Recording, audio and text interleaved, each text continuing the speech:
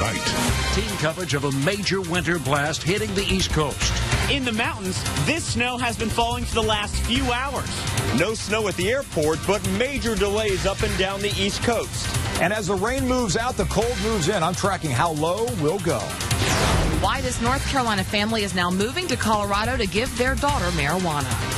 The only thing worse than this is death. The worst flu season in years. New at 11 why you need to get the flu shot as soon as possible. This WBTV high-definition program is sponsored by Honda Dealers of the Carolinas. WBTV News at 11 starts right now. Power Doppler radar shows heavy rain moving away from Charlotte, but snow in the mountains and a blizzard in the northeast could snarl travel for days. Good evening and welcome. I'm Molly Grant. I'm Paul Cameron. Thanks for being here tonight. Team coverage of this storm's impact here in the Carolinas. Eric Thomas tracking bitter cold. David Spunt with travelers trying to get home from the holidays. But we begin with Mark Davenport in the mountains.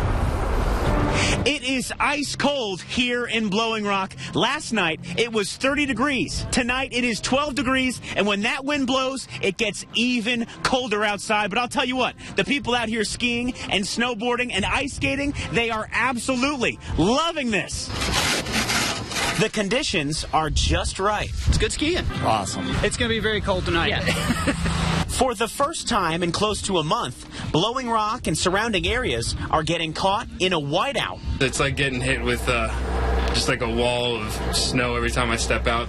Paul Evans is watching the snow fall from a small, heated cabin at the entrance of Appalachian Ski Mountain. We're expecting probably another 3 inches of snow. Snow that has Cliff Holbrook sporting a huge smile. I didn't know it was going to snow like this. I knew they were making snow up here, but this just adds a plus to it. It started out as rain, and then it started switching to snow. I get to see that. Now it's just pure snow, so it's pretty cool.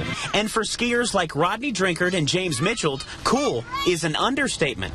On a scale of 1 to 10, for skiing in the southeast, it's an 8 or a 9. Yeah, I mean, it's good. Now, everybody I talk to says tomorrow is going to be the big day out here on the slopes because they say that's when the artificial snow mixes with the natural snow that's falling right now. They're going to have great conditions, hopefully, on these slopes tomorrow. Reporting here in Blowing Rock, I'm Mark Davenport, WBTV, on your side. Thank you, Mark. A few closings already into the newsroom. Ashe, Avery, and Mitchell County schools are closed tomorrow. Mayland Community College will open at 10. As we get more closings, you'll find them online on our website, WBTV.com. Just click on closings. Well, Molly, this storm has caused major travel delays up and down the East Coast. Some airports stopped all traffic because it was coming down so hard. Chicago Midway under a full ground stop tonight, and 2 smaller airports near Boston closed. But delays getting into the airports near New York, not bad at all. The average is just about 15 minutes.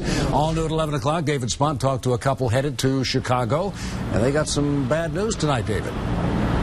Yeah, Paul, they were excited because they were going to Midway. They thought they could avoid O'Hare. Turns out O'Hare would have been a better choice. Obviously, this very fluid with traveling situations. Now Charlotte is the 2nd largest hub for the world's largest airline with the new American takeover. You can imagine the snow up north having a big effect right here.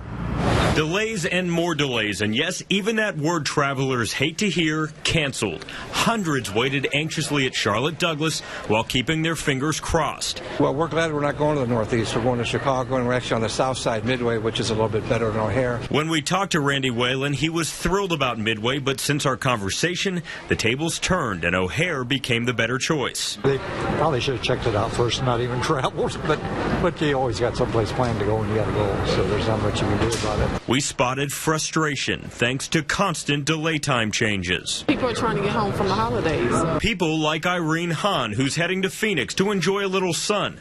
But she has to first go through snowy Chicago, where both airports are backed up. We might divert through Las Vegas, and then we'd be okay, too. Yeah, we just stay on the plane that goes to Las Vegas.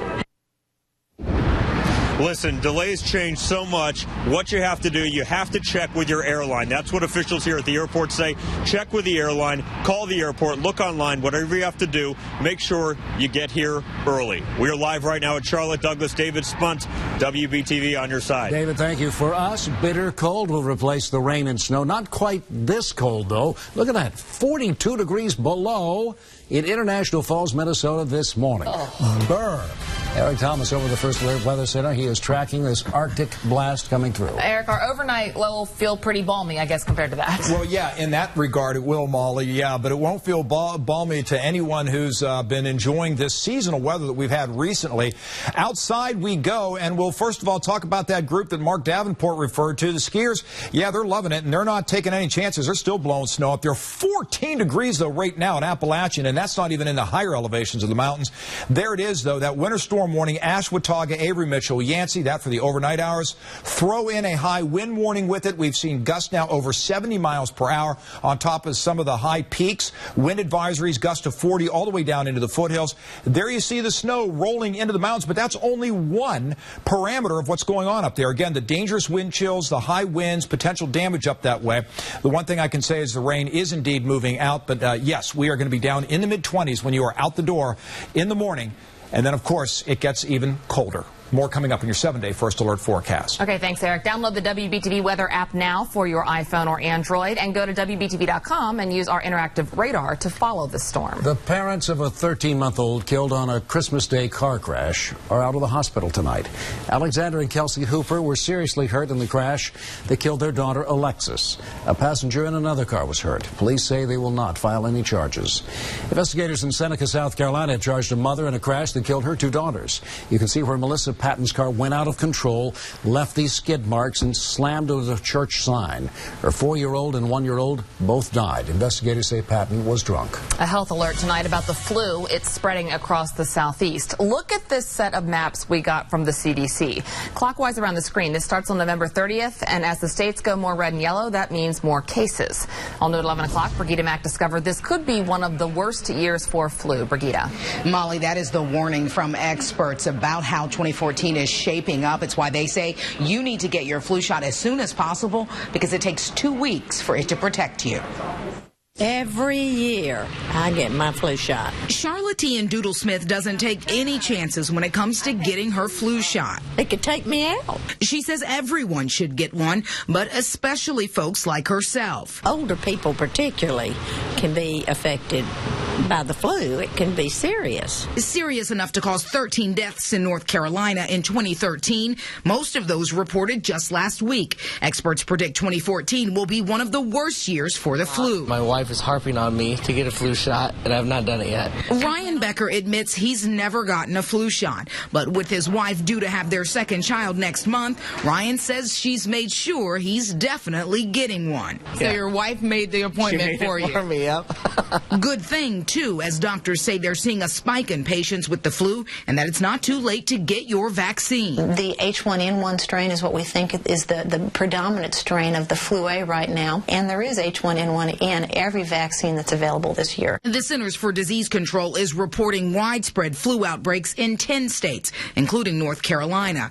Perhaps that's why Doodle and her husband Milton were shocked. I haven't gotten my flu shot yet. Had your flu shot. I had your flu shot. Here's the thing, before you get jumping on yourself in there and get one. They've got them ready for you. All right, I'm going to get a flu shot. Get your flu shot. All right. Okay. You get it. The Smiths just about read me the riot act, didn't they? We were also standing in front of a Rite Aid drugstore, which is why they were pushing me to get one right then.